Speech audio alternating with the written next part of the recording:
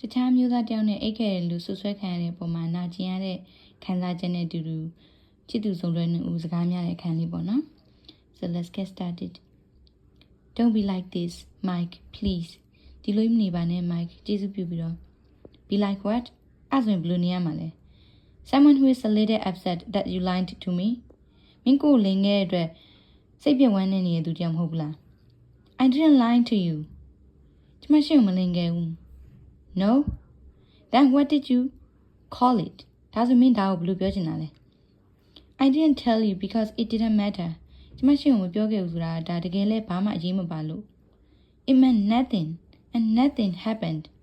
အဲ့ဒါဘာမှလည်းအရေးပါရရောက်တယ်မဟုတ်ဘူးပြီးတော့ဘာမှလည်းဆက်ဖြစ်မလာခဲ့ဘူး It's not like all this is happening because of that night. ပြီးတော့အဲ့ဒီညအဖြစ်အပျက်တွေကြောင့်လည်းအခုလိုမျိုးနောက်ဆက်တွဲဖြစ်ပေါ်နေရမျိုးလည်းမဟုတ်ဘူး How do you know? မင်းဘယ်လိုသိလဲ Maybe that's what set him off in this direction. ဒါကြောင့်လဲ तू ကဒီကိစ္စကိုအစာပြုတ်ပြီးတော့အဲ့လူကဆက်လုပ်တာပဲဒါဖြစ်နိုင်တယ်လေ But I didn't do anything but listen to him. ဒါပေမဲ့ကျွန်မဘာမှမလုပ်ခဲ့ဘူးဒါပေမဲ့အဲ့နေ့တော့ तू ပြောတဲ့စကားတွေကိုကျွန်မနားထောင်နေတယ် Mike said nothing. Mike ဘာမှမပြောဘဲနေလိုက်တယ် And Julie saw the accusation in his eyes. ပြီးတော့ Julia သူ့ချစ်သူ Mike ရဲ့မျက်ဝန်းထဲမှာသူ့ကိုဆွဆွဲနေတဲ့ပုံရိပ်တွေတွေ့လိုက်တယ် You don't believe me? She asked. ရှင်ကျမမယုံပေါ့ဟုတ်လားလို့မေးလိုက်တယ် What? Do you think I slept with him? ဒါဆိုရင်ရှင်ထင်တာကျမသူနဲ့အိတ်ခဲ့လို့ထင်တာလား Mike let the question hang for a long moment. ဒီ question ကိုဘာမှမဖြေဘဲနဲ့ Mike တိုင်းမထားလိုက်တဲ့အချိန်ကြာကြာ I don't know what to think anymore. ဘလို့ထင်ရမလဲဘလို့တွေးရမလဲဆိုတော့ငါ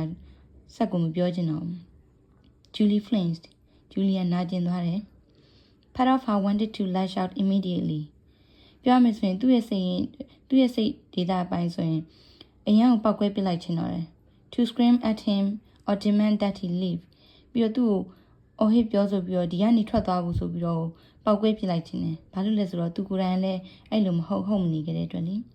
But she resisted those instincts. ဒါပေမဲ့သူ့ရဲ့အဲ့လိုဖြစ်နေတဲ့စိတ်တွေအဲ့လိုလှုပ်ချင်တဲ့စိတ်တွေကိုသူထိန်းချုပ်ထားလိုက်တယ် Richard's words echoing through her mind. အဲ့ဒီအမျိုးသား Richard ဆိုတဲ့စကားလုံး Richard ပြောတဲ့စကားလုံးတွေကသူ့ရဲ့စိတ်ထဲမှာပြန်ပြီးတော့မြင်အောင်လာတယ်ပေါ်လာတယ် So thank you for listening to me.